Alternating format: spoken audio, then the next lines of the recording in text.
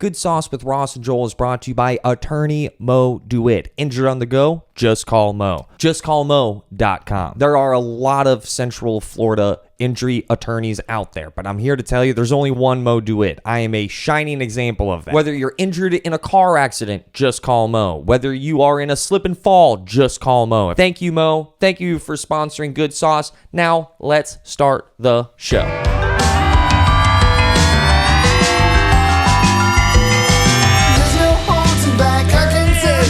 We're back. Yes. Episode 4, Good Sauce. My name is Ross. I'm Joel. And that is Renedo, our producer. He's spinning the keys. Say hi. What's up, everyone? Yeah, we are so happy to be here. This is going to be a very fun time. This is the 4th episode of Good Sauce. Absolutely. 4 in a row. 4 in a row. I think this is going to be the last episode in this studio, which feels great because... it's very small. Yeah. A good friend of mine just called it Harry Potter's staircase home. Yeah, it's kind of an under-the-stairs studio apartment. Yeah, that's kind of... We figured out how to sit in here without our toes touching, but they're still real close to each other. Yeah. Tickle. Yeah. There's always a foot hug away. And you're not wearing shoes again. I'd like to see that. I forgot my shoes. Regardless, that's just a sign of how comfortable I am. This is how authentic we're going to be here on today's episode. There's plenty of things to talk about, but the first thing we need to get into, and this is what I'm like the most excited about, is that I wanted to introduce the world to one of my best friends and the producer of today's episode. We'll see how it goes. Smoke them if you got them. If it crashes and burns, it is not my fault. Ladies and gentlemen, Nico Renedo. Does his own hype. Yeah. So thank you so much for joining us on this weird audio adventure. Thanks for having me. Yeah. This is going to be a hoot. I've known you. You found Nico at a local Burger King? Overpass. Cool. I was on fries. He was on fries. I was like, yo, what are you doing? It's actually, we'll get right into that. You just had... one reason why I was like, yo, just come over here and do this, because you had one of the funniest work experiences that I have ever heard of. Dude, you don't know about this, Joel, but this social situation is just, it felt like, when you were telling me about this, Renedo, it felt like a Seinfeld episode. Yeah, it felt that way as well. It was like, it was one of those moments you look back and you're like, is this real life? Yeah. Is this actually life? It's like, this actually happened? So, Renedo is a phenomenal bartender, goes to an interviewer starts asking questions that may... wines that aren't my forte. Every wine tastes like every other wine to me. You know what I mean? Yeah. Can you just say that? They're like, I want something in red. And you're like, well, they all taste the same, so it doesn't matter. I've done it. So you want fruit juice. Got it. Yeah, you just want red grape juice. I'll get you a Capri Sun and you can grow up. I appreciate the appreciation of wine. I get it. So you are in this interview, you're getting bombarded with wine questions, and as you told me, you're like, dude, it did not go well. Didn't go well. We'll let you know if it was heavy vibes. We'll tell you no later. Yes. We'll tell you no later. Exactly. We'll tell you no, not to your face. So go ahead and get on out of here and we'll send this email. Fast forward, Renedo goes ahead. Nico Renedo gets a different job, shows up day one at a different job, and... Day one, walk in, right? I'm looking around, looking at the bar. I look up. Who do I see? The person who interviewed me. At the other place? At the other place. At the bar as a patron. Whoa. And get this, they're playing Uno, her and her boyfriend.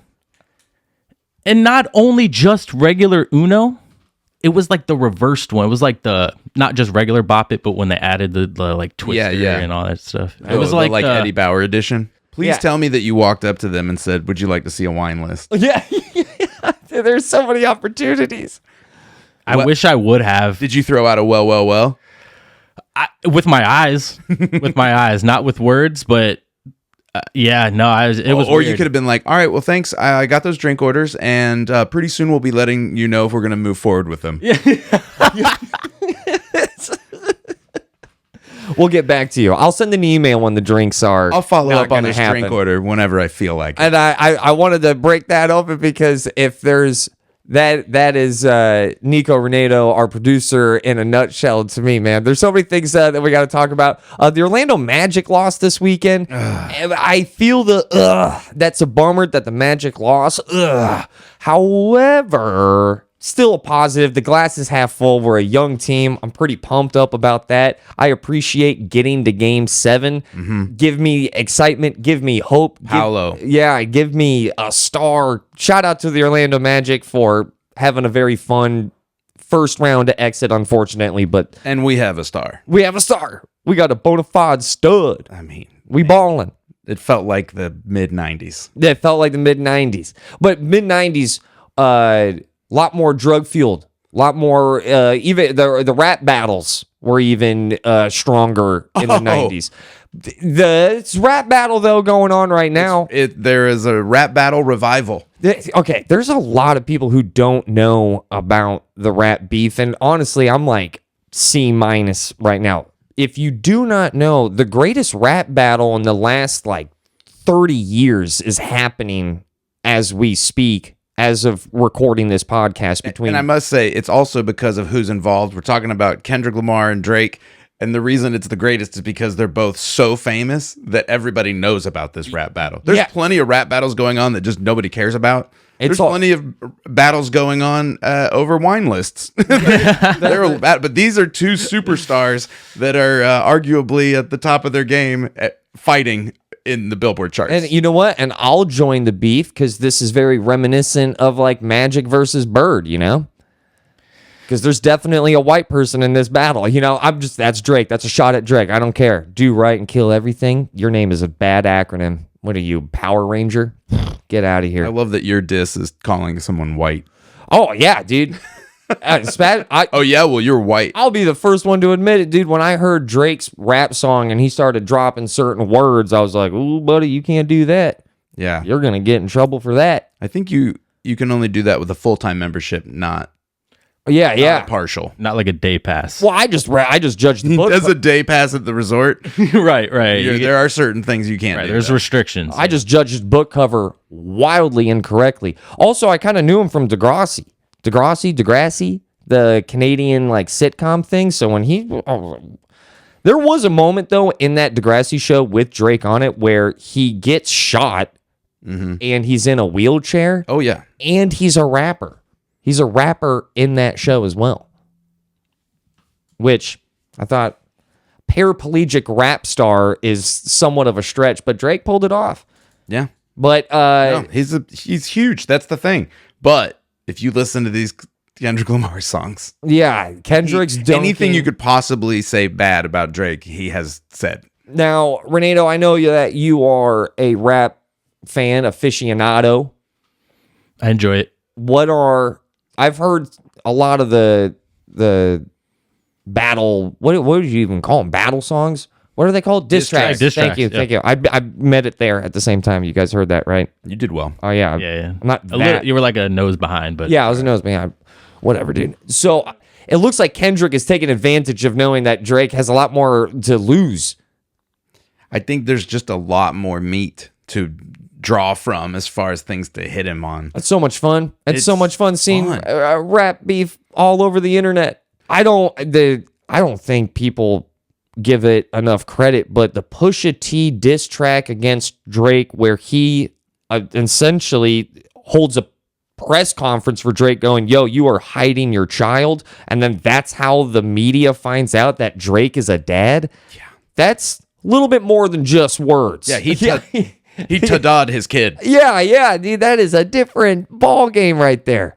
That is the definition of going hard. It's You are. Well, guess what? Bam. And you know it's a good diss track because every time I see little Adonis online or whatever, I just think of that moment where he was exposed by Pusha T. Pusha T, a rapper from Chicago, absolutely destroyed Drake, and people forget about it. Fire. What are some of Renedo? Give me some of your favorite lyrics. What have been the most offensive digs, jabs, nukes, explosives? Well, they've gone back and forth with a few songs now. 4 rounds now, right? Yeah, I think we're in round 4. But I need lyrics. Give me lyrics. I want to hear verbatim. So I like Kendrick a little bit more in this battle. One of his songs on Euphoria, and this isn't even that savage. I just thought it was kind of cool. It starts off by saying, "You're not a rap artist. You're a scam artist with the hopes of being accepted. Tommy Hilfiger stood out, but FUBU never had been in your collection." Oh, yeah, that's... I like that one. All right, FUBU. That says a lot. FUBU was never in your collection. For us, by us. That is... And Tommy stood out. He's like, you're white. What is... All right, give me one more. You want like a Drake one? Yeah, no, I just want the best. I want the nukes. What were the ones that... Well, the whole pedophile thing is the tone of the last Kendrick track. He says you're trying to strike a chord, probably A minor. Yeah, Right. okay, yeah. That's so that line goes, he goes, certified lover boy, certified pedophile. Wop, wop, wop, wop, wop. Dot, them up. Wop, wop, wop, wop, wop. I'ma do my stuff. Why you trolling like a bleep? Ain't you tired? Trying to strike a chord, and it's probably A minor. I do want to point out that you censored yourself in one moment and then also still dropped an F-bomb 3 seconds prior, which I think... FUBU? No. I did. Now I see. Welcome to the show, Renedo. It's the growing pains. Yeah, but you know what's beautiful about it? Now you have to bleep it out. Yeah. You're right. We're going to have to find that. Dug your own grave on that one. I'm just happy that rap songs don't have ads. I think that's going to happen. Ads? Ads. I think rap songs will have ads. Like sponsorships? Yes. Rappers already have ads, but it's just a matter of time until ads like really find themselves into music. It's always been into music videos, but you're going to start hearing lyrics, I think, in the next 10 years that like slip in like Haagen-Dazs. Just throwing that out there. I've always thought that rap songs for a Hoggy Dossie sponsorship. No, I'm just saying that I think rap songs are set up for the most subliminal like advertising. Fair. Just also so everybody knows we are open to an ice cream sponsorship. I love ice cream. Ice cream is good. Although I'm not the best at judging like great ice cream and bad ice cream. It's all just the same. It's kind of like wine to you. What wine is to Renedo is what ice cream is to... It happens. You guys, I was so close to inviting you to a wine and ice cream party at my house. But now that I know you don't even have the palates to appreciate it. I do not have that. Jeez. I was going to go with a French vanilla and a Merlot. Maybe a Malbec and a, I don't know, pistachio crunch. And I'm not even going to invite you guys. Now I got 2 openings. Who am I going to bring? Probably K-Dot and Drizzy. That'd be quite a... You know who loves wine? Champagne Poppy. I can do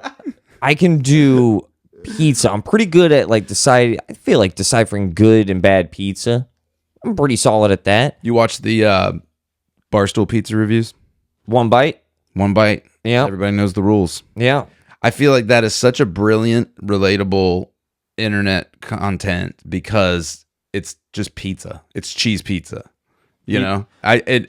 Every time I watch like a chef or even some of the Bourdain stuff that we've talked about before, or people feed and fill, it's food that I probably would not eat. But this goes back to what I was just cheese saying. Pizza, dude, that's on everybody's menu. You know what also that one bite everything is? Ad. It's an ad. It's an ad for an app that people then sign up for the app and then review the app. You grab those numbers on that app. You sell that to advertisers.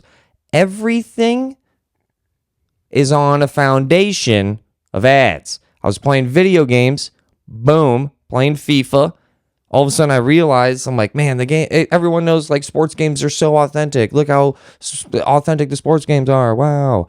To the point where it hit me, there are ads in this video game. Like FIFA is brought to me by Amazon Prime It's a different ball game when it comes to, like, I understand advertising. I get it. This show is obviously, we have ads, but what I don't think we're ready for, like, our ads are blatant. I'm happy that our ads are blatant. I'm going to tell you about Half Barrel. I'm going to tell you about Mojo It. It's very upfront. But those ads that are sneaky, man, those are sneaky ones. Those are the ones where But answer me this though: you were talking about EAFC, right? Yeah. So they have ads, but the goal of that game is to simulate international soccer. You could essentially make a fake companies. Grand Theft Auto does that, and they create a world too. You know, there's supposed to be a suspension of disbelief. That's true. In GTA, you do things you couldn't do. But I hope you don't do those things. But I think the ads in FIFA are sold as ads in FIFA. Yeah. Like, they aren't the same ads. Like, if I play a Mexican team, I'm not going to see Mexican, Guaritos. Yeah, I'm not going to see Guaritos or anything like that. Like, no Mexican company. Shout out, though. Yeah, really they're good. so good, Tamer. The sponsors of, the Mexican soccer league. So it's, I don't know, man. It makes me... Name the league. What? Mexican. Liga... Superliga? MX. There it is. MX. Well done. There it is, yeah. That was... You get 2 wines and an ice cream. Yeah, there it is. That's so good. I don't know, man. I think ads are going to be... I was using GPS. I feel like ads are going to be in GPS. Because right now they're everywhere. We're already mapping buildings. You can already do that because it asks you if you want to find a stop. It'll be like, find a gas station. You think those aren't pushed? Yeah, right? I bet they are. You have to realize we're just a part of the machine. Yeah. But then I think it becomes, what ad do you actually pay attention to? Which ones are you drawn to taking seriously? Because sometimes it's just billboards on the side of the road. You know, you can kind of I have no problem with billboard. I literally, like, 95% of ads I have no problem with. I'd pay a monthly fee to get rid of billboards. But in my life, I don't want to look at billboards anymore. That new trend of ads without people knowing it's an ad. This is how prevalent this is. The government had to come down on social media. Kim Kardashian lost this lawsuit of millions of dollars years ago, Which is almost a day's pay for her. Yeah. That's just one video.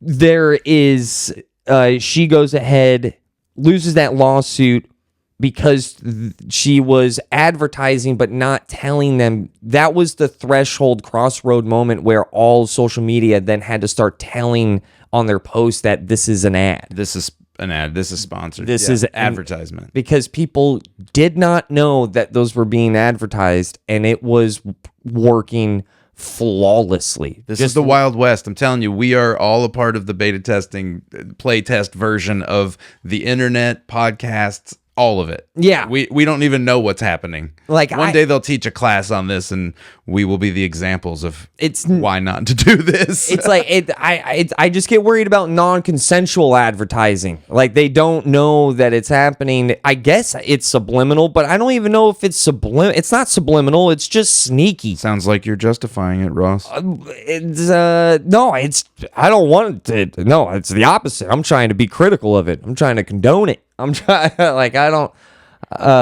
or condone it. I'm trying to condemn it. I'm trying to condemn it. I'm trying to condemn it. As soon as I'm not trying to condone it. I'm trying to condemn it. You're trying to condone. I'm also trying to use words that are above my pay grade.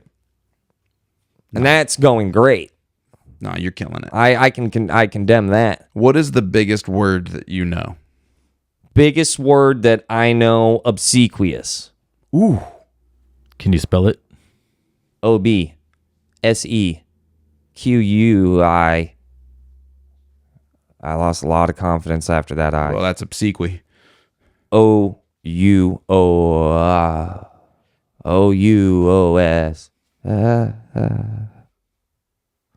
Did you start haunting me at the end of that? I don't know, man. You got ghost-like. Everything just fell apart right there. You got that spelling? Well, what is OBSEQ? You? US. Yeah. Okay, so I nailed That's it. pretty good. I was not right. There's no way. Your spelling's great. We need to work on your confidence. Yeah, yeah. I guess that's what I need to work on my condemn confidence the spelling. level of confidence you have, and I condone the level of spelling you have. Shout out! Can we have a funeral for Tom's? We were talking about GPS just real fast. Oh yeah, remember when people had like Harmon Carmen? Dude, the worst. Just the worst timing.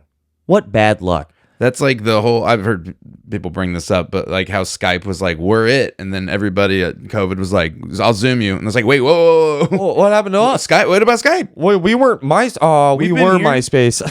We were MySpace.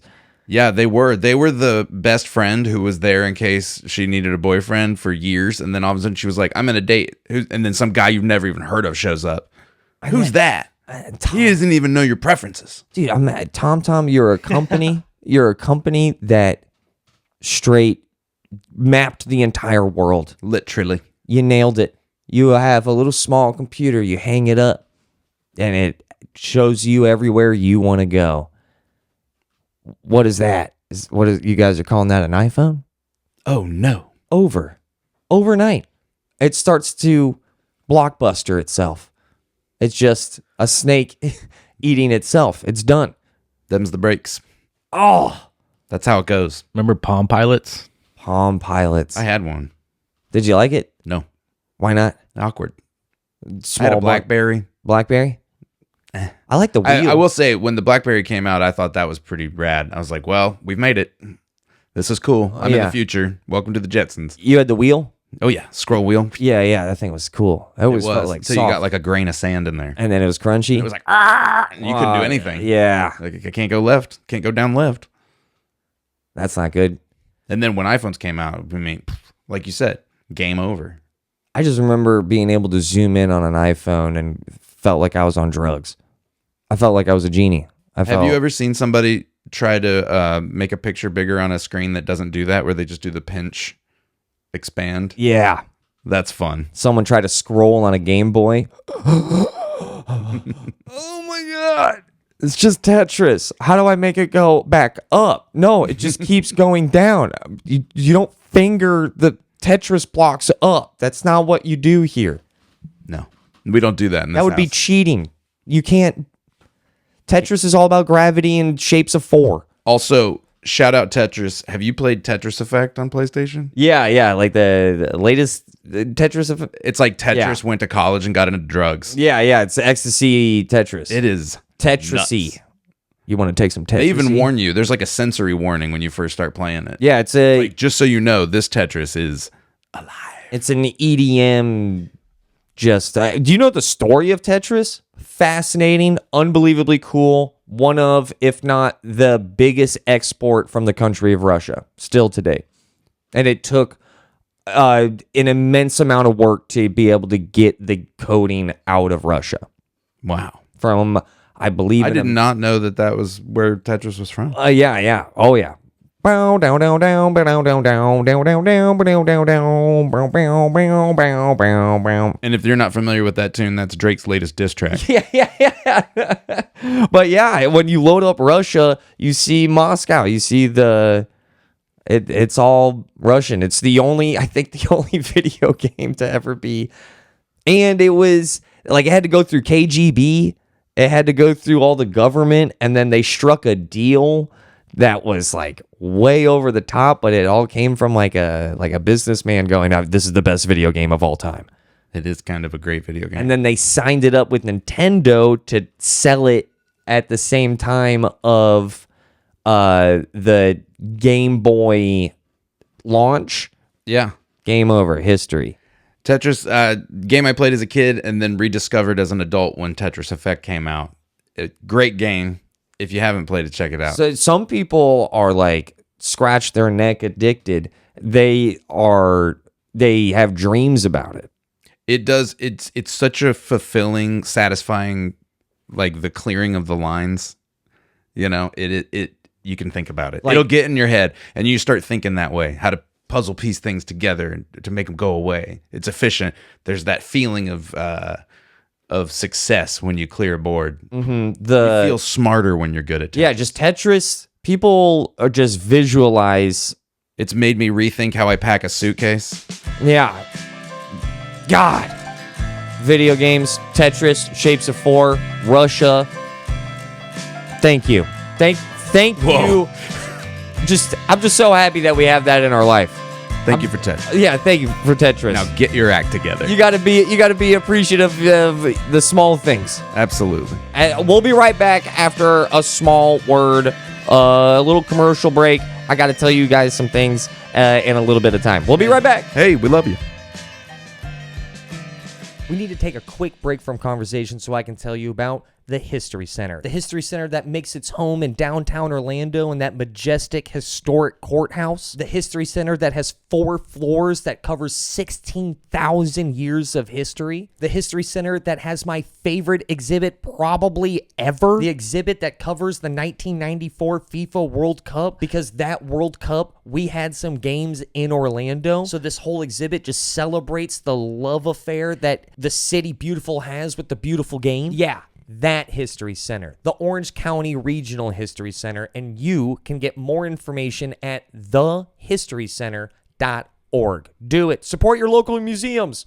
We have to tell you about the Half Barrel Beer Project. We were just there on Cinco de Mayo this past weekend. They have phenomenal beer. They do. Everything you could possibly like, they have one of those. If you are working at any of the attractions, this is your new beer spot. I think this is going to become the theme park after work pub. Incredibly conveniently located. 9650 Universal Boulevard, Half Barrel Beer Project. They start serving lunch tomorrow on Thursday. I went deep fried cheese curds and I saw God. Their wings are great. Great deals, great beers. Check them out. It's the Half Barrel Beer Project at halfbarrelproject.com.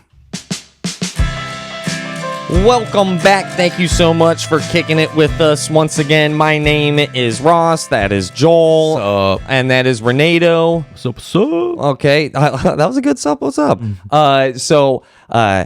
Very exciting. We have to talk about this because this is honestly probably the hardest I've ever worked on a comedy project, and comedically not talking about this podcast as I'm on the podcast and you're listening to the podcast. And as the podcast is happening, I'm actually talking, Joel, you and I have been working on a script For months. It's been definitely months, but the concept of what you and I wrote in this whole play is years old. So backstory, Ross and I have been doing sketch videos on YouTube for years. Yep. Go check out If Orlando Was a Movie. I don't care. I'm proud of the stuff that we've made. So I have make stuff that you're proud to plug. So that way when you can plug it, you're like, yeah, no, this is going to be worth your time. Yeah, it's more just telling people, hey, this is really cool. You should check it out. We're trying here. So we've been doing these internet videos for years, and we thought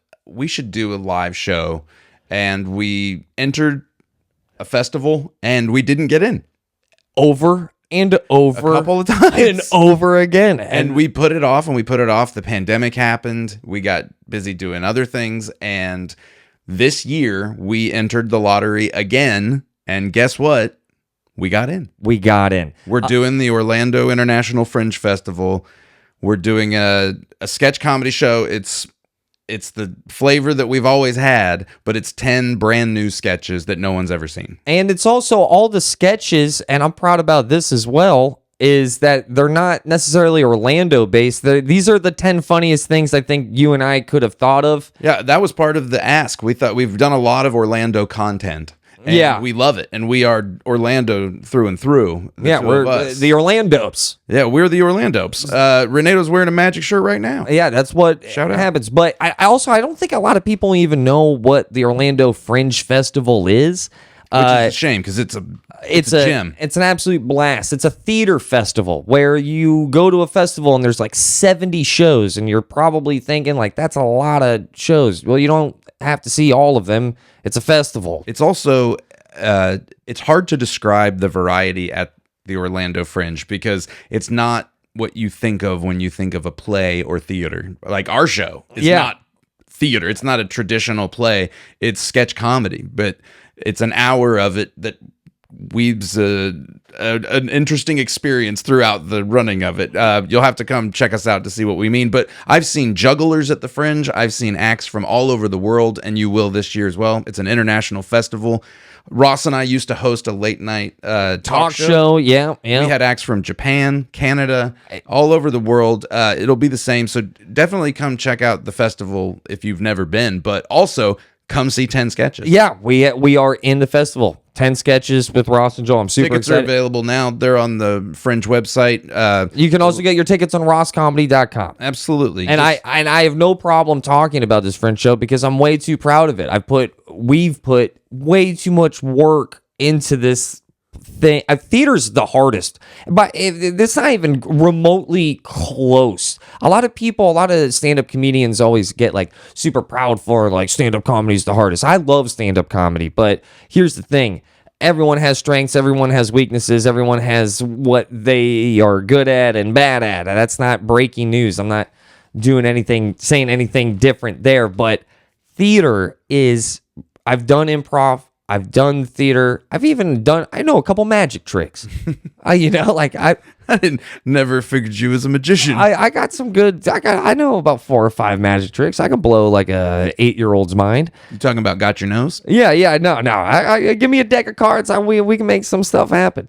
But theater, acting, memorizing, blocking, lighting, writing. I mean, that's another tier to it. I think this would have been a different aspect if it's just doing 100% of it. Absolutely. Most of the videos we've done are 3 to 5 page scripts. Yeah. We usually film about 5 minutes and edit them down to 2 minutes of comedy. We have a 44-page script of sketch comedy that we're about to debut in one take every night. And I feel like I may have partied the ability to memorize out of my body. It is hard. We are. Also, I got to say, we ran this thing last night. I'm sore. I was sore this morning. That's why I have no problem talking about this damn Fringe show right now, because this is like it's athletic. We're trying our absolute best to entertain people, and it would be a shame for people to never find out about it. And I'm over here waking up on a Tuesday and we're sore from rehearsing. I've got playoff legs, and I'm not talking NHL or NBA right now. Like when May hits and we're in the Fringe, I got to recover. I love entertainment. Do you think I brought up magicians? I feel like magicians in 2024, I think we need magicians more than ever. Explain. It's just, I don't know, man. The internet has really taken away a lot of simple magic. Like, I feel like magicians are like adult Santa. You know what I'm talking about? Magicians, when done right, is the adult version of Santa Claus. And I'm not going to spoon feed that because I think you know what I'm talking about. Shout out to our young listeners. Santa's real. Believe, baby, believe. Yeah, most of our listeners are about 8, 9 years old. But magicians, when I was a kid, like, made me believe in, like, you know. It's something that is happening that you can see that you can't explain. And that is also not what most things are right now. Now here the opposite. Everyone wants to know how it was done. And now here comes a Firefox browser. Just you type in how the water trick get done. Boom, bang, YouTube, bang. The internet is the biggest narc for magicians. Ignorance is bliss. Imagine we need more David Copperfields. Didn't he get in trouble though? Didn't he like fondle someone? I don't know. I think he did. David Copperfield. I think he had to. I think you just wanted to say David Copperfield. No, that's the joke. I could not. What if he didn't and you just drug him through the mud? He's going to release a diss trick about you. He's going to make your career disappear. I want to say he made some charges disappear. I want to say he got Renedo. Talk to me. What is it? It's rough. Okay, so you were on point with that. Yeah. Wait, what did he do? Basically drugged and SA'd her. So SA'd? SA. I don't want to say it on air. You can. You just bleep it out. What does that mean? SA. Yeah, no, I've got 3 guesses, but I don't know. Was it he had a shooting attempt? What is it's some form of assault.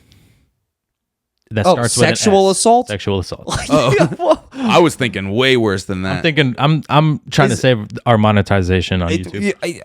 We didn't do it. We didn't sexually assault. Wait, what did you think We were essay just meant? I thought he was about to write something. I'm thinking like a 5-paragraph, 5,000 Oh, word essay. Yeah, no. My bro, essay. Is that an established thing? Is essay? Do people ever call that? Yes, no, this isn't my original thought. No, I've heard it in other podcasts. Do you listen to a lot of essay podcasts? Some, whenever I go down that criminal, podcast kind of route, It comes up. true crime route. Yeah, because they'll say things like grape. They won't say the actual thing. They do that? They I do didn't know that. They do that. Yeah. And me being new, I didn't know what I can and cannot say. Podcast. I appreciate that. Thank you. Thanks. What's your favorite red blend? I'd have to say a Chianti. It's on the drier side. Now, if I'm one, like, what's the difference between a Chenin Blanc and like a Sauv Blanc? You got that? I don't. Those are the types of questions I was getting at this interview, and I was like, bro, the only time I've drinking wine, I drank a lot of it, and then I ended up. What happened? Purple lips on the couch. It was actually passed not that fun of a night. Yeah, a lot of wine drunks Yeah. can do that. You can't drink wine at the pace of a beer. No, You know? If you're used to that's where I drinking went beer wrong. and you start like just downing wine, all of a sudden you wake up on somebody's couch with purple lips. You put straws in wine and you will get a DUI. Yeah. A straw in wine, that's when it gets all like adult Capri Sun. And now, And then all of a sudden you're telling secrets and falling asleep. you're fighting a zoo animal at 4 a.m. Yeah. And you broke him out. That dumbass giraffe. Yeah. What an idiot. The Long neck freak. Yeah, I can't. What is it? Wine. I remember one time I drank a ton of wine, did the whole bleh, bleh, bleh, bleh, and I just thought like my brain though was telling me like this is really really bad because you're seeing the Malbec fall out, and it like my brain is going, is that blood? Is that blood? Is that blood? Yeah. Are you internally bleeding? That's the same thing if you drink a bottle of Robitussin. Yeah. And then all of a sudden that comes back up. Yeah. That's You're like, I'm having an exorcism. Everything is, I am dying. Yeah. Don't Robotrip. Or sorry, RT. Yeah, RT. SA. I've never heard that. I like that. No, you don't. No. I want to know, did you guys like get into magic? Did you have a favorite magician? I did like David Copperfield. Dude, he was He was on network TV when I was a kid. Like and that. He was the dropping one. specials. He was dropping specials, but then David Blaine kind of came in and was the new street magic. The other Jesus. David. Yeah. I've met David Blaine, and David Blained me. But I don't know how I feel about how I got David Blained. I may have gotten SA'd. Did he? I may have gotten mentally. I got MA'd. I got mentally assaulted. Let me clear that up. He did not SA me. But he did. What I'm still thinking SA stands for is also something I hope he didn't do to you. Yeah. David, what was it? What was I about to say? David Blaine. David SA'd Blaine. you. Yeah. So he came into town and he did a magic trick, and he chose me out of the room of people. It was when I was on air. I was on the radio station, and he was promoting his show, and he chose me to do the trick. I kind of feel, looking back on it, I'm a little offended by it, because I think he chose me because he was like, this little punk ass bitch ain't gonna burn me. Even if I mess up, he isn't gonna burn me. I think that's what he did, because I felt the trick happening. If I was a magician, I would pick a person that I think I could beat in a fight. That's all you It need. goes bad. That's all you need. I think that's what it was. And That's what I would scour the audience for. I'd be like, who could I take? I think that's why he You, chose sir. he chose me, because he was like, you're not gonna say anything. You're gonna let this happen to you. Do something Just stay right there and get magicked. and let me fold this card behind your watch. You're gonna feel it, and then you're gonna act surprised. You're a watch guy, so that was probably like a tender, like you're like, not to watch. Well, no, not even that. It was the whole time. He's like, it was like, where's the card? Where's the card? Where's the card? At that time, he's folding a card, the card, and then he shakes my hand, and I completely feel him like just penetrate my watch.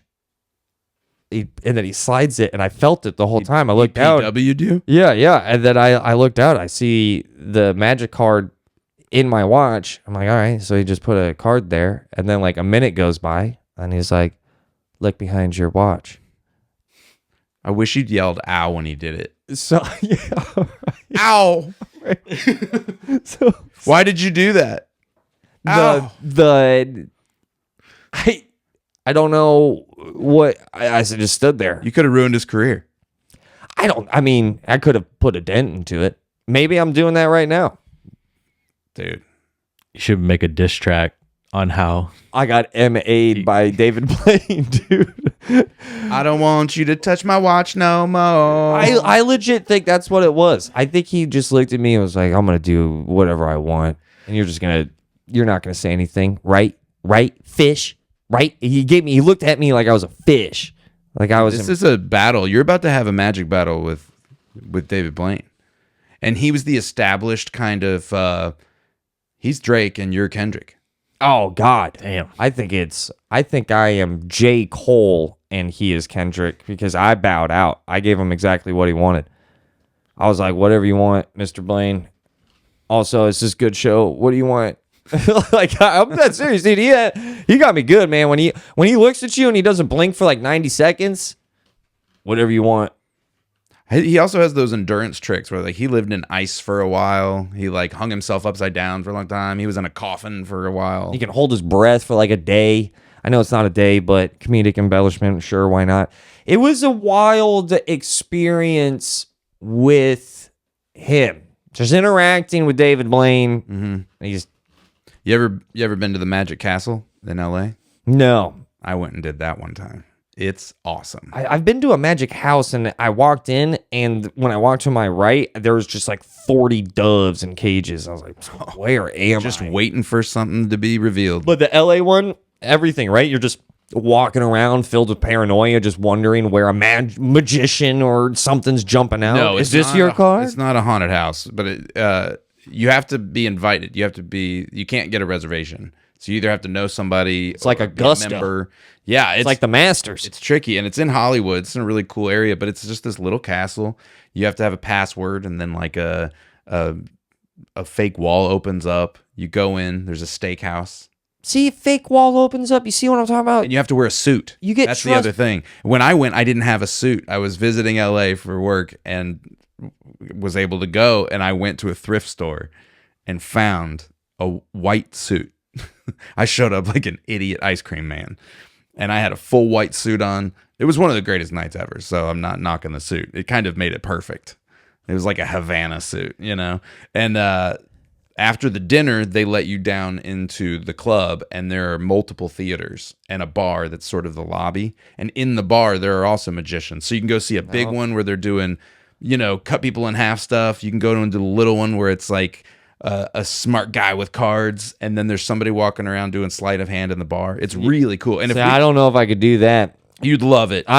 Your watch would have so many cards behind it. Exactly. I'm triggered. I walk in. I have trust issues. Everyone's a magician. Everyone is trickier than me. You think you're going to get MA'd? I think I'm going to get MA'd. That's what I'm going to get magically assaulted. That's what David Blaine. I got magic assaulted. That sounds like a really hard Lucky Charms commercial. Get magically assaulted. Yeah. If you put me in a magic house, I'm not trusting anyone. I trust magicians when they're on stage. That's where I like them. And that's where you're having a problem, because you know where you should trust magicians? Nowhere, Ross. Never trust them. They're right behind you. They're in the row behind you. One. And there's one thing too about magicians, that their business model is essentially making you feel like ass. Yeah, you didn't get it. Like, oh, you looked over there, idiot. Like their foundation is like, look over there. I got you. I feel that way when mechanics fix my car. Yeah, a little bit. They're like, it works now. And I'm like, well, you're a magician. I don't know. I don't know what you were doing in there, but Thanks. Here's all my money. Here's your $525 that was worth $310. I will do a basic amount of internet research when I get home and feel swindled. People always be the ragtagging mechanics are like, they charge too much. I'm like, supply and demand. Then fix it yourself, because you won't. They know how to do it. Fix it yourself if you're so smart. You won't. Give Travis your money. I had this instance where, because my wife is 5 months pregnant, which is an insane thing to say. Talk about a magician. Yeah, that's a magician. 9 months. Ta-da. Bam. I think I've said this before. Get those doves ready, Ross. Yeah, man. I want to. That's going to be the real magically assault right there. Because then, yeah, wham, wham, wham. What a magic trick. Watch your free time disappear. So you and I went out to Half Barrel Beer Project this past weekend. Cinco de Mayo. And one of my good friends was actually right next door and lives right next door. Went over there. Now, when we were over, we're at a bar. We're drinking, we're eating, we're getting to meet Sean. We're getting to know that whole business. They are awesome. Go support them. But I'm also drinking. I have like 4 beers. Yeah. My friend meets up with me and goes, hey, do you want to go upstairs and see the girls? That's right. My friend just had twins.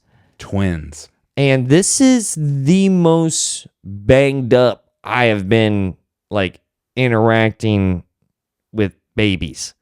I had 4 beers, a couple of other extracurricular activities, and now I'm looking at, I don't know, like, I think they're 2 months old. I'm looking at 2-month-old babies. 2 of them. And I'm holding them. So with your vision, probably 4 at that point. And the problem is that every time I get drunk, I want to play basketball. So I just wanted to dribble. No, no. Work on your handle. Yeah, I was just trying to, work on my dexterity. No, it was just I don't know. I felt uncomfortable. I felt like I need to clean up my act. Because I don't want to be too... I did not... Yeah, babies don't turn off when you're drunk. You still have one. I did not like being that buzzed looking at a fresh human puppy like that. Well, get ready, bud. I felt like they were judging me a little bit. Like, why are you like this? Don't look at me like that. They are. They're still people. That's what... I think it's funny how some people talk about babies. And even little kids. Like, it's a person living their life. You can connect with them. I always got made fun of when my kids were little because I didn't use baby voice. I just talked to them. Yeah. I still do. They're like, you talk to your kids like they're, I go, what, humans? Yeah. Like, yeah, but it's just really blunt. You don't do a voice. And I'm like, yeah, because it's annoying when you see people and their kid walks in and they're like, hey, bud. Like, shut up. But I just felt, I don't know, when I was holding, and shout out to my friends who let me hold their babies. Because I wasn't expecting to hold a baby. I was expecting to have some beers and but next thing I know, I'm holding, and they just felt, at that time we had a lot of things in common. Yeah. Because we both really didn't know what was going on. They were giving me a drunk face. I'm giving the baby a drunk face. Actually, babies are more of I think babies are tripping balls at all time. Because they don't have an ego, right? Babies don't have an ego. Depends on the baby. Some of them are pretty full of themselves. And I'm not talking about diapers. But what do you, when a baby doesn't have an ego, and then knowing that a lot of people who enjoy hallucinogenics they always talk about ego death, that they don't know, I didn't know my name. I just was touching fabric for the first time and learning things and experiencing that sensory overload. You think is what babies are going through? I think that's what babies are going through. They look like me when I have eaten 1/8 of mushrooms. Dead ass. They look exactly, they're looking around going, oh, and they're appreciating everything. They're grateful to a certain, I don't know about grateful, but they're just absorbed. Their mind is being blown by a simple shadow cast against a wall. They are having a blown away by existence moment. I think the difference is they're just trying to learn how to focus their eyes, and you're trying to decide whether or not to change your career. Yeah. Now I'm worried about what I don't. I said a 1099. I don't know what a 1099 is. I have no idea. Just call it 1100. That's what every time. Round up. Just round up. Why Come on, IRS? Why are you running with these 99s? Is it 10? Is it 1099s? No. No one will ever find out. 1099. Yeah. It's one less than 1,100. I went to college. But it was a artistic school. Don't bring that up. It doesn't back up that I'm awesome. But it did. You know what the last class? Do they teach math at Cal Arts? Sort of. Yeah. I was a flashcard king in third grade. It was probably the peak of my like public education. 7 plus 3. 10. 10 minus 3. 7. Checks out. He's good. Yeah, I'm pretty good. But no, multiplication, dude, I remember it was me against a smart girl in third grade, Miss Henpen's class. What was her name? I think it was, sorry. Sorry. She had braces and freckles. Oh, okay. So she was like the girl version of me. Right? So we're looking at each other and I'm the underdog. She's obviously the smart person in the class. Rauce and? Yeah, man. She knows I'm not supposed to win. Can also that be the girl version of you from now on? Rauce and? Yeah, done. Rosalina, baby. Rosalina. We call her Rauce and for short, but it's Rosalina. I just dunked on her. It felt so good to win a flashcard. That's one of the biggest dubs in my life. Dude, here's another wild third grade memory that I have that's never left me. We had an election. Oh, yeah, I did that. We had an election. Yeah. And it was Ross Perot. It was W. Or not W. No. George Bush Sr., right? No, it was Clinton Dole. Who did elect who? Bob Dole. It was, didn't Bob Dole and Clinton go up against each other? This would have been like the 98 regardless. You know why I remember that? Do you know who played Bob Dole on SNL? No. Norm Macdonald, I think. Nice. I'm sure there's a handful of Bob Doles. Regardless, though, we're having this election, and then I was the only one who voted for Bill Clinton. Everyone was wondering who voted for Bill. And that's where I was like, can we do flashcards again? Was it a big number to 1? Yeah, I was the only one in a class, and everyone voted for Perot. People were wondering, like, they assumed that I voted for Ross Perot in third grade because your name's Ross. And then everyone voted for Bob Dole. Bob Dole won the third grade election, and then I was the only one voting for Clinton, and no one admitted who voted for Clinton. But here I am. Years later, dude, I voted for Clinton when I was in third grade because I was like, I don't know, what did he do wrong? And I had no idea. And it wasn't until 6th grade that you found out. What was wild too, because I remember this is when I knew something was kind of funny about my mom. I had all of these kids telling me in that election in third grade that, like, hey, I voted for Ross Perot because your name's Ross. And then my mom picked me up and I asked her, I was like, Mom, we had an election today. Who are you going to vote for? And she goes, I'm voting for Ross Perot because I like his name. And I was like, wait. I named you after him. Wait, my mom has the same logic as all my other grader. Yeah, as all the voting third graders. I'm older than you, so my election that I did was Bush Sr. against Dukakis. Yeah. Which is one of the most fun names to say. Yeah, Dukakis.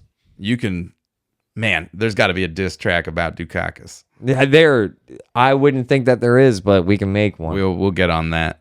I just wanted to ask you real quick because we keep forgetting to. We had a listener ask our stance on aliens. Yes, I am all about. I kind of look at aliens. Maybe this is really explosive. I kind of look at aliens like religion, or like faith. Like the belief in aliens is similar to. I'm almost agnostic. I feel uncomfortable. Unfortunately, going like, oh, for sure, 100% real, or for sure, 100% fake, because I'm too small to have a definitive statement on it. With that said, I'll still give you where I lean. I think aliens are real.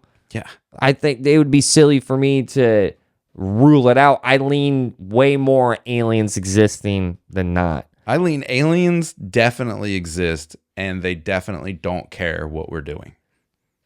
I don't think that if they scooted by they would stop and be like, "Oh, we better research these guys more." Well, I think they'd probably be looking at us releasing diss tracks and having wars and screwing up the planet, and they're like, "You know what? Let's just let them do that. It'll be gone soon." I think you said it yourself, though. You said scooted by. Why are they scooting by? Why are they scooting by? Same reason you stop for gas in some random place. Maybe they're on their way somewhere else. Yeah. They just stop and have like a hot dog and a Dr. Pepper and Earth, and then And there's some gas stations I avoid, and some gas stations I like. exactly. They keep stopping by. They like this gas station. They picking up. They're like, oh dang, well, this gas station's got some interesting music. Let's build pyramids and leave. I've always thought if aliens showed up here, the weirdest part about humans is that we milk. Explain. I just think that is the craziest thing. If you're walking into the human species, not knowing anything and knowing that we milk, that the female human can milk. Mammals. I was gonna say it's. I know it's a mammal thing, but I'm just saying humans being able to milk. Always thought that was a wild, powerful design from the whatever power above. Yet another magic trick. Yeah, it's insane. And you want to know one magic trick David Blaine can't do? Milk. He can't milk. I wouldn't put it past him though, dude. This guy, David Blaine, if you're listening to this, and I think you might be, milk and we'll be impressed. this guy can MA like no other. Dude. Milk assault? He can, he can milk magic assault, anything. That's a great album name. Milk Magic Assault from Magic Milk. What would you guys? MMA. What would you guys? MMA. Gosh, this thing writes itself. What would you guys have done in that situation? David Blaine is doing a magic trick on you, and you feel it. Do you burn it?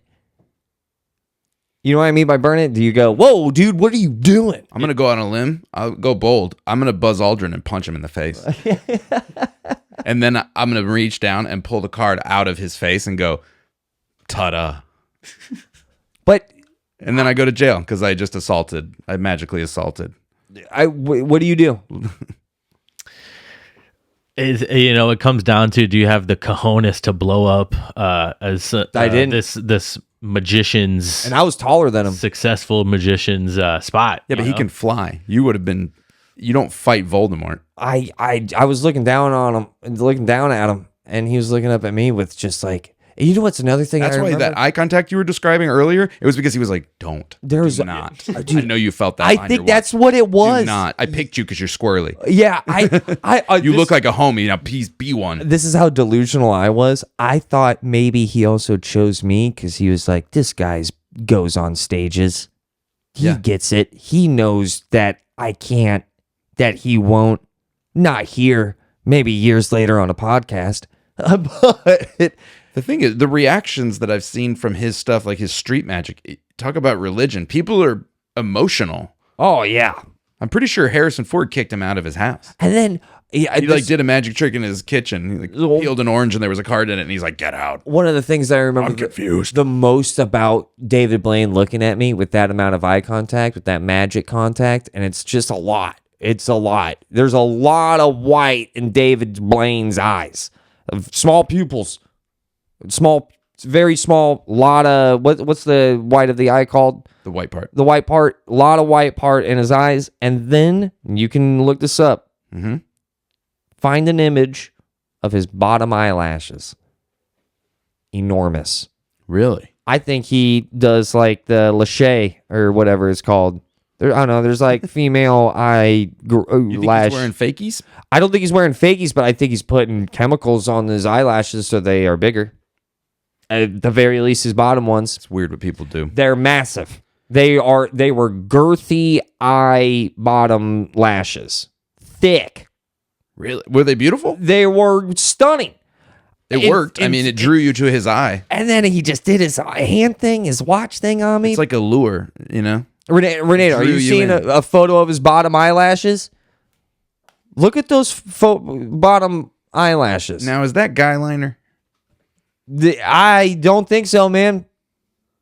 I think he probably stopped smoking cigarettes and does some Lachey. He probably stayed up for 3 weeks. Latisse, bitch. I nailed it. It's called Latisse. Latisse. Yeah, man. Look at me knowing a little bit about the feet. I shouldn't be that proud of that, but it's called Latisse. I never doubt what you say. I just don't understand a lot of it. I think David Blaine Latisses his bottom eyelashes so he can magically assault people and take his way. That's what I experienced. Yeah, that happened to you, and that's valid. And then, man, what an alpha.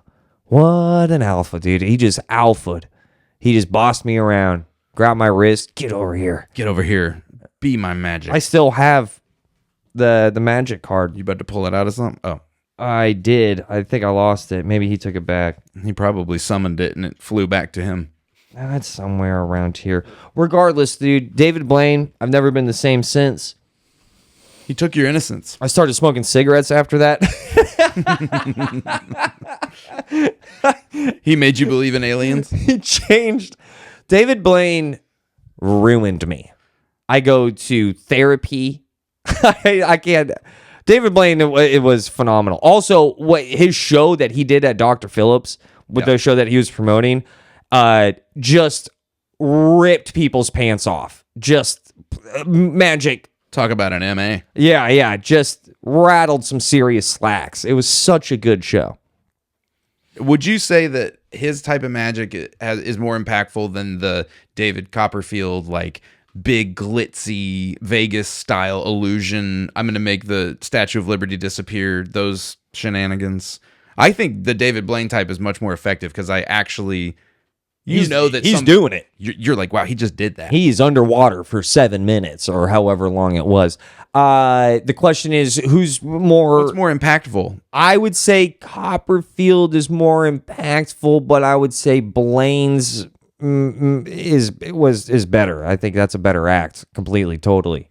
And is that because of the content or because of the times? Times. I'm gonna go with times. You're talking late 80s, right? Yeah. The early 90s. That's pre-internet. Copperfield got you thinking like, dude, homie is flying. Yeah. And it's just wires. It's just wires. But back then, like, you could not comprehend. Yeah, really? Wires, dude. Like, no, it's more logical that he's a wizard. I don't see wires. He has learned how to fly. He flew. Yeah, Copperfield was more magic to me. There was more like Lord of the Rings magic. I saw a magician on a cruise ship not long ago, and his stuff had iPhones, and he was doing things on people's phones in the crowd, like to prove that he couldn't have pre-planned any of it. That's cool. And it hit all of it. His name's Kid Ace. Kid Ace, dude, rips. I'll follow him on the gram. He's a cool guy. He's from New York. He's been on all the talk shows, and he always has a trick that you haven't seen before. Which to me, I feel like a lot of times you've seen that before, but they do it in a new way. This guy has stuff that is original. It's awesome. I just hope there's a really famous comedian coming up. I hope a new comedian or magician I was like, you could be. Yeah, no, I hope a new magician just breaks through because, man, when I was a kid and magicians were just the face melter of all entertainment. And I don't think any kids will ever have it. The Copperfield, that whimsical magicalness of like, oh my God, he's fine. And how feathery it was instead of you want to watch a guy stay underwater for 10 minutes. Yeah, that's like more performance art. Yeah. Like Houdini used to do things like that. Exactly. But, there are competitions, like youth magic competitions, and they hold them, at convention centers and stuff. And I would you love go to up see in front that. of the judges, and then you do your thing, and then they have winners. I knew some guys in college that as children were magicians. Am I a bad person that I would love to see like a child magician fail and like cry?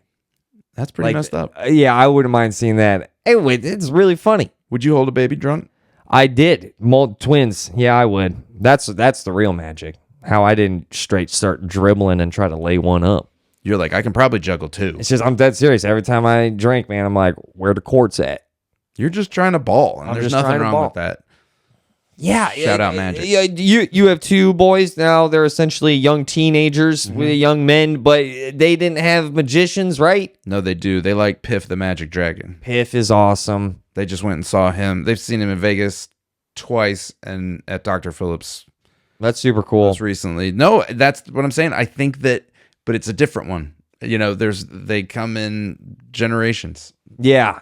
And Piff is a comedian too. You know what it really is? I don't even And he's think... got a dog on stage, so what's not to love? I think it's even broader than that. I'm over here worried about kids and magicians and like, will you ever have, you know, that wonder that even adults have? It's adult Santa.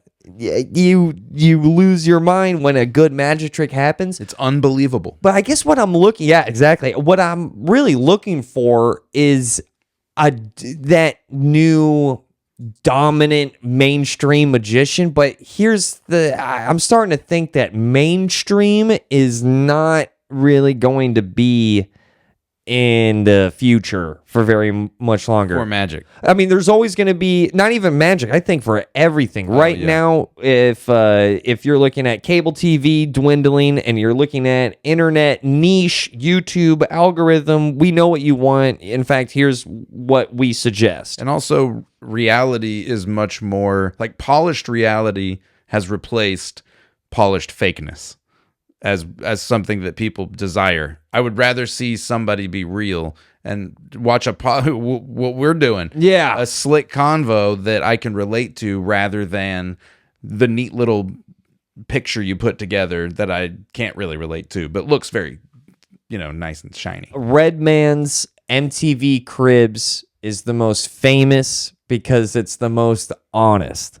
How about that fridge? Yeah. When Redman has MTV Cribs and it's an apartment in like Long Island and there's a guy sleeping on the couch next to like a bag of Cheetos. But what I'm saying is like that. But it's real. The internet is like, say you're a shoelace collector, right? You've never found your community. You've never had the opportunity to find your community as a weird example, sure, but shoelace collector until about the year 2019. And then all of a sudden, one of their friends went, "You been on Reddit?" Yeah. And then now they're... You can get weird on a subreddit. So now when you have people's attention, like whatever your shoelace example is, your really niche thing that you're into... Now you're finding that community, which means your eyes aren't going towards NBC.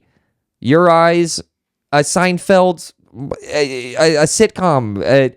Your eyes are now finding and it's a beautiful thing, to be honest. I much prefer it. Because it's actually what you want. You're not just watching your favorite of the 3 things available. Like back in old school David Copperfield on it was a special. Networks. It was heavily advertised. It was a water talk, water cooler moment. And there was probably nothing good on opposite that because they knew you were going to be watching that. It was, or you had to set the VCR and record the other one. Yeah, you had like 92 channels. You had to pay for HBO. You still do, but it was just like 3 more or 5 more channels or whatever it was for those extra premium ones. And you could only watch things when they were on. And now it's a la carte. You can do whatever you want, whenever you want, for as long as you want. Yeah, you can find that. And I think, like I said, I think it's more preferred, but maybe possibly this is one of those cons that there are some things that might be missing in there's pros and cons to everything in change. And I would say one of the cons of the missing the mainstream is kind of that bigger group of community of, did you see the season finale of Seinfeld? Did you see what happened at the Copperfield thing? But it's the water cooler talk. So even though we're getting our own interests maybe tickled a little bit more, I think the con and side effect is that we might not be talking as much about that show that just ended last night in the break room. But you know what? We're talking to you right now, and nobody tells us what to do except David Blaine. That's episode 4. Night.